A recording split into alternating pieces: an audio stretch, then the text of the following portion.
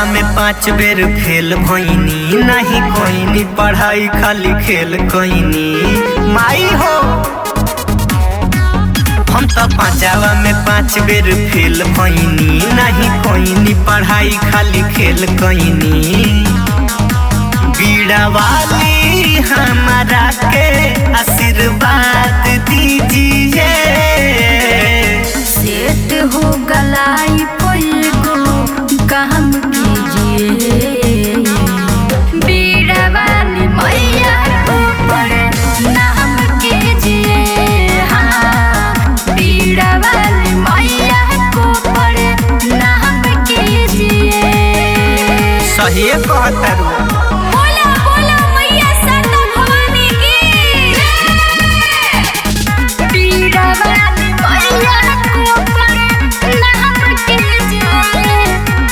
कैसे खुली मोरा भगिया हो, लागल बा जिंदगी में अगिया हो। बेटावा पदाया तू कदम आई, हो जाऊ जागर मोर बगिया हो।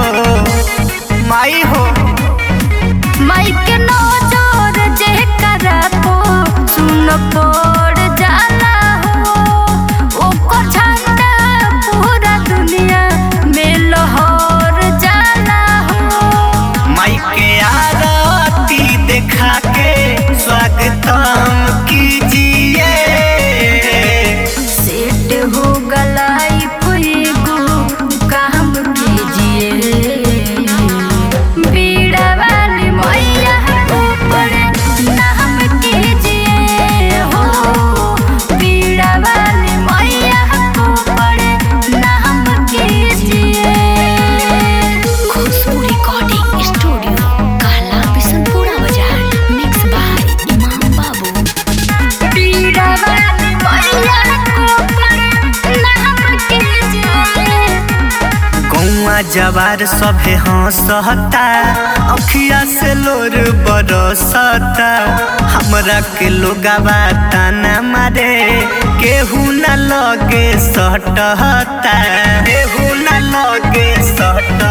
सुनई मामना किरण से ऐसे बात करहो, सब ठीक होई मैया जी के जाप करहो। कहे